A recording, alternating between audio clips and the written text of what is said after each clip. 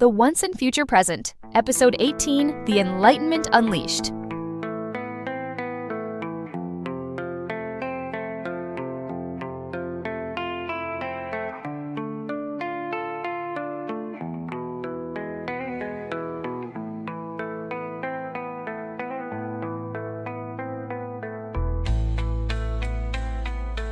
Welcome back to The Once and Future Present. I'm Casey Brooks, and today we're talking about ideas, really big ones. Like, what if people could govern themselves? Or what if religion didn't have to control science? Or what if kings weren't chosen by God? Those questions might seem normal now, but back in the 1600s and 1700s, they were radical.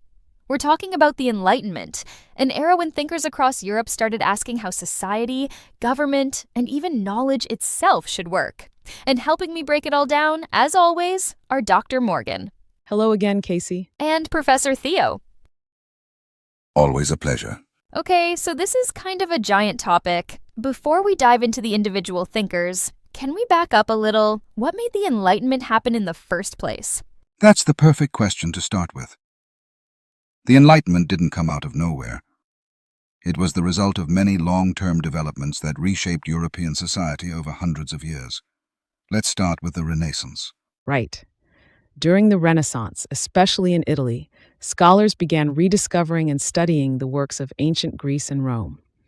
This movement was called humanism, and it emphasized the importance of human reason, individual potential, and the pursuit of knowledge. Renaissance humanists believed people could learn and improve themselves through education, and they didn't always look to religion as the only source of truth.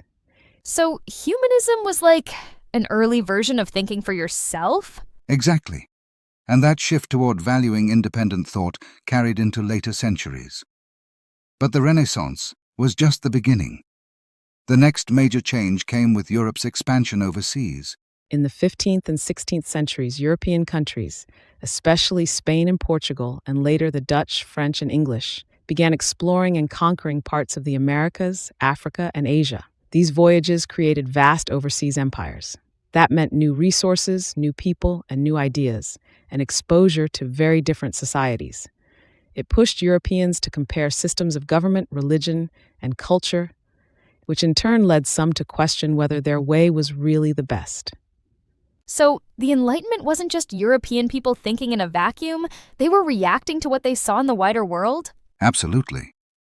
Contact with other cultures often forced Europeans to confront their assumptions, and that process became even more powerful as European states centralized and expanded their power. You might remember from earlier episodes that by the 17th century, many European countries had moved toward more centralized political systems. In France, for example, Louis XIV ruled as an absolute monarch, claiming all power for himself under the idea of divine right. In contrast, England developed a constitutional monarchy where royal power was limited by law and parliament. And then you have places like the Dutch Republic, where power was shared more broadly. So different models of government were already in place by the time the Enlightenment started? Exactly. These different systems gave Enlightenment thinkers real-world examples to analyze and critique. They could look at France and say, is absolute monarchy really working? Or they could look at England and ask, what are the limits of liberty under a constitutional system? And don't forget the Protestant Reformation.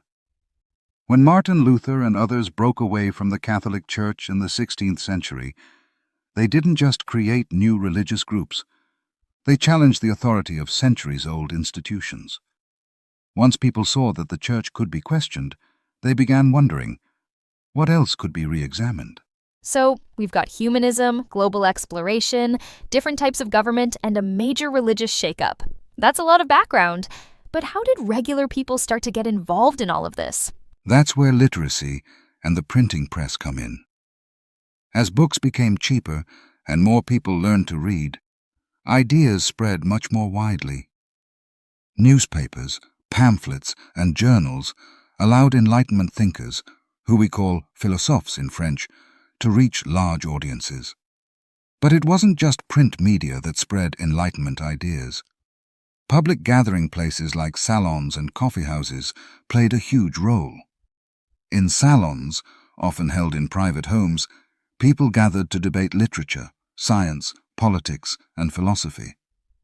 These were spaces where ideas could circulate across class and gender lines, and where intellectuals, artists, and aristocrats met as near equals.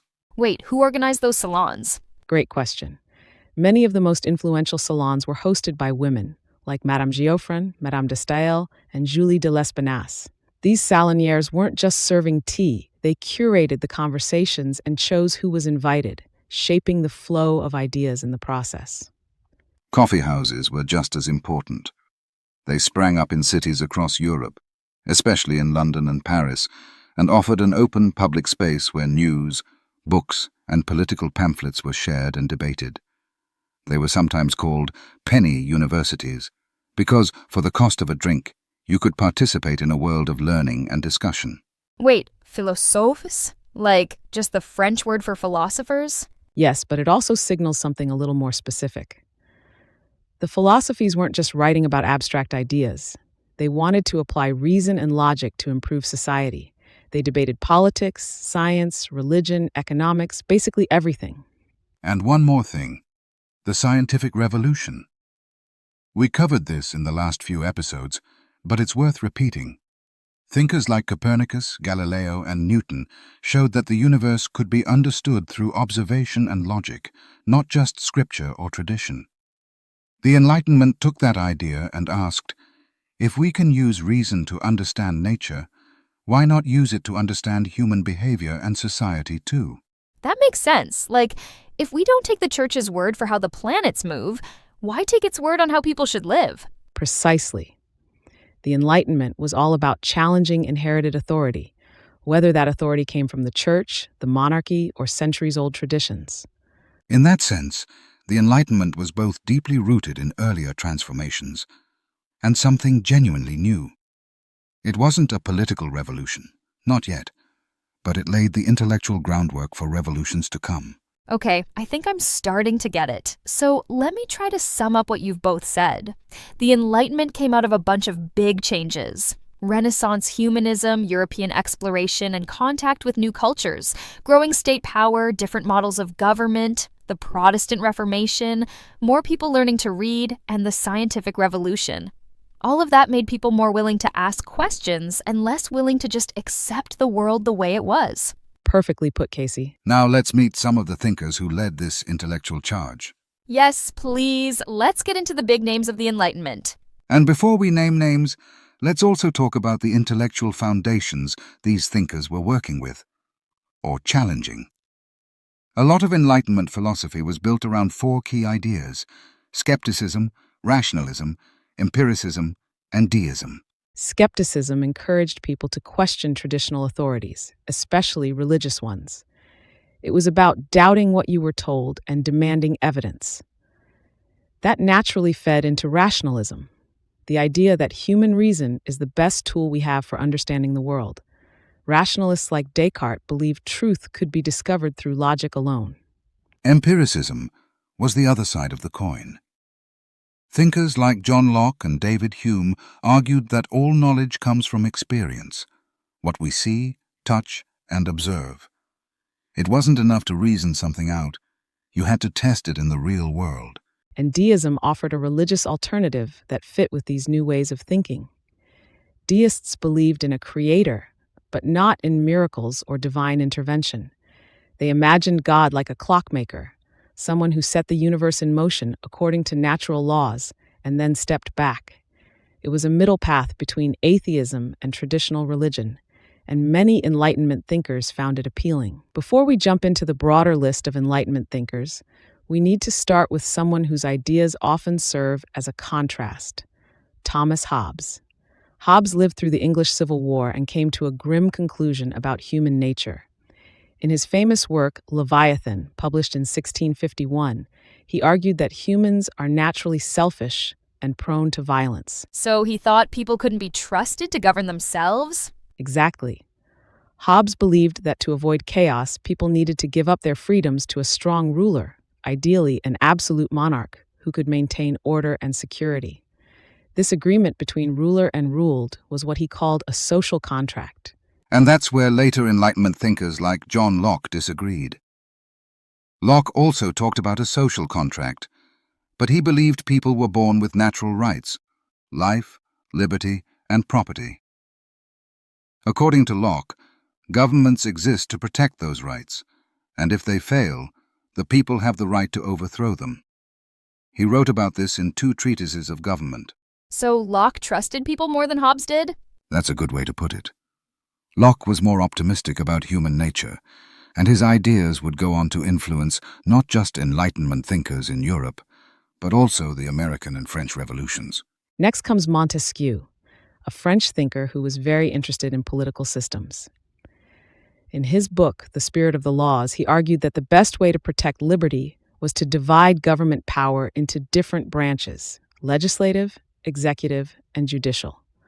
That's where we get the idea of separation of powers. Oh, like how the US government works today with Congress, the president, and the courts? Exactly. Montesquieu's ideas were hugely influential in shaping modern democracies. Another big name is Voltaire.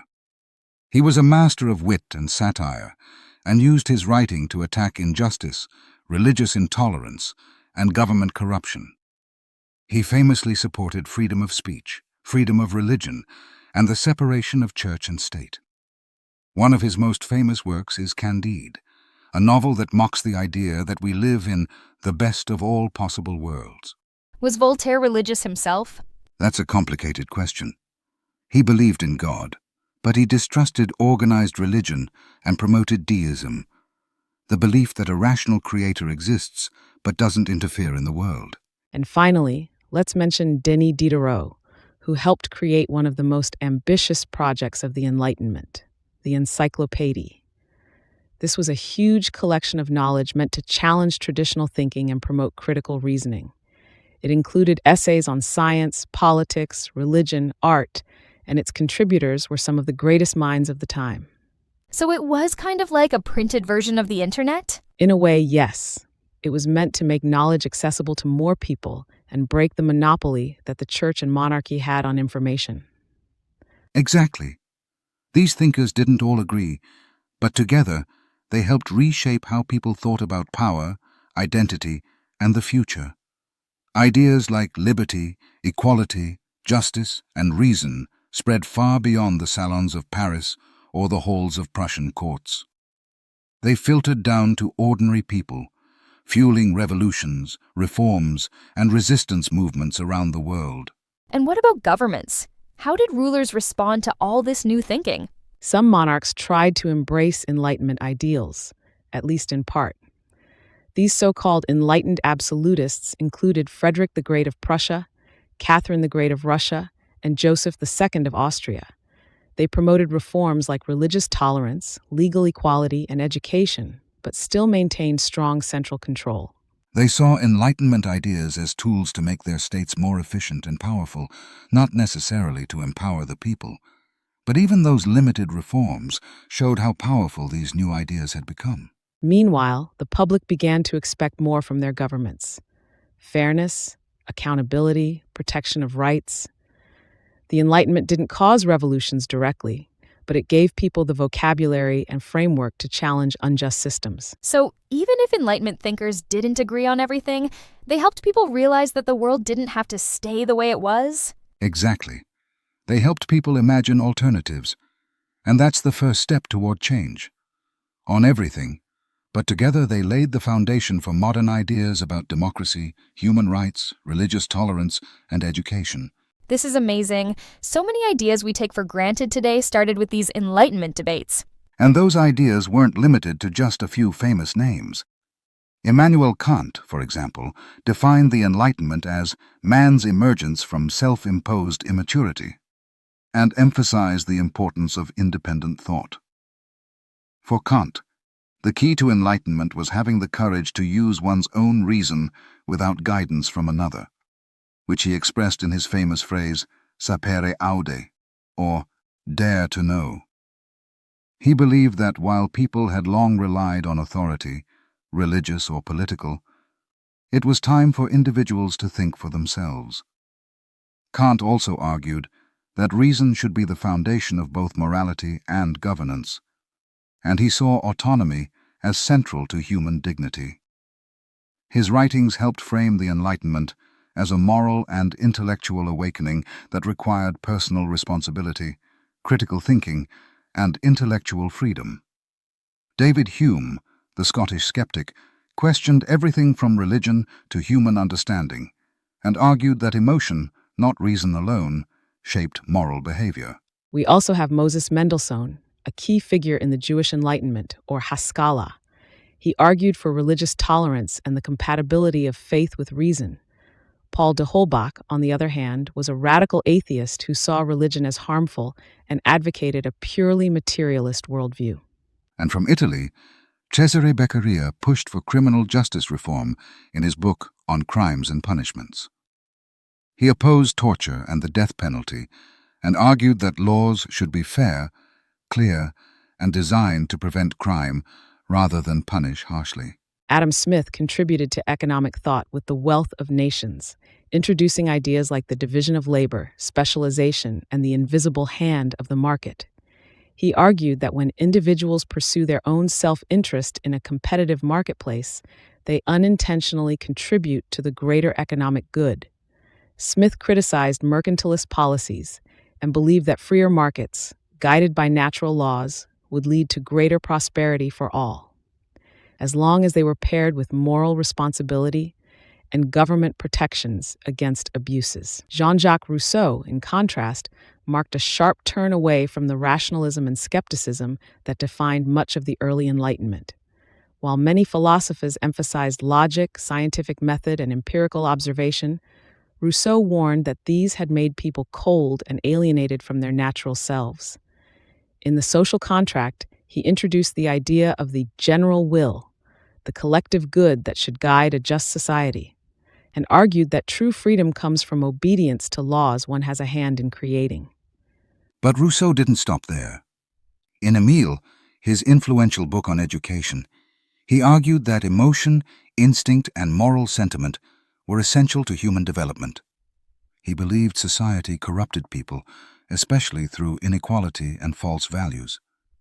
His romantic vision inspired not only revolutionaries, but later movements that emphasized feeling over reason, like Romanticism. Were there women involved too? Definitely. Mary Wollstonecraft, in her work A Vindication of the Rights of Woman, argued that women were just as rational as men and deserved equal education. She wasn't just advocating for kindness toward women. She wanted them to be full participants in public life, with the ability to reason, speak, and vote. Olympe de Gouges, during the French Revolution, directly challenged the male-centered language of the Declaration of the Rights of Man by writing her own Declaration of the Rights of Woman and of the Female Citizen. She was fearless in her demands for legal and political rights, and she was eventually executed for it. Mary Astle, earlier in the 18th century, questioned the inequality of marriage and asked why women were raised to obey men in every part of life. She wrote, "If all men are born free, how is it that all women are born slaves?" Astle was one of the earliest English feminists, and her work, A Serious Proposal to the Ladies, encouraged women to pursue education and intellectual development rather than be confined to domestic roles. She proposed the creation of all-female schools and criticized the way society dismissed women's capacity for reason. Astell's writing argued that the Enlightenment's call for reason and liberty must apply to women, not just men. Madame du Châtelet was a physicist and mathematician who translated Newton's Principia Mathematica into French and added commentary to make it more understandable. She was one of the few women fully accepted in scientific circles. Catherine Macaulay was another key voice. She wrote an 8-volume history of England and argued passionately for republicanism and against monarchy. And we can't forget women like Mary Chudley, who used poetry and essays to critique the restrictions of marriage, or Lady Mary Wortley Montagu, who praised Ottoman smallpox inoculation and challenged European medical conservatism. Each of these women took Enlightenment principles, reason, liberty, equality, and asked why they weren't applied to women. They didn't just extend the conversation, they reshaped it. And beyond Europe, Enlightenment ideals inspired figures like Charles Ignatius Sancho in England, a formerly enslaved black man who became a prominent intellectual and critic of the slave trade, and John Howard, who advocated for prison reform. So the Enlightenment wasn't just about a few philosophers with fancy wigs. It was a whole movement of people asking hard questions and imagining a better world. Exactly, and it's easy to underestimate just how revolutionary those questions were. For centuries, power, knowledge, and truth had come from the top down, from kings, from the church, from tradition. The Enlightenment flipped that around and said, no, individuals can reason for themselves. And once people started thinking that way, that they had the right to question, to learn, to decide, it became very hard to stop them. Enlightenment ideals planted the seeds of nearly every modern political and social movement: democracy, feminism, human rights, secularism, public education, and more. It's kind of wild that ideas written in dusty old books could lead to revolutions and new governments. It is. And of course, not everything the Enlightenment set in motion was perfect. Some voices were left out, and some Enlightenment thinkers used their ideas to justify inequality, empire, or exclusion.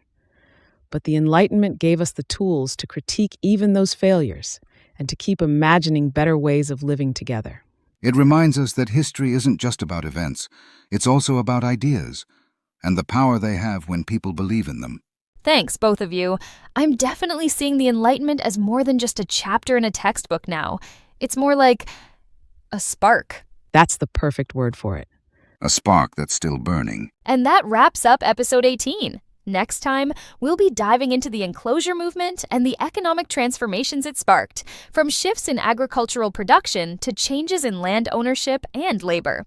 And don't forget, if you want to keep the learning going, check out the AP Euro and AP US History music albums.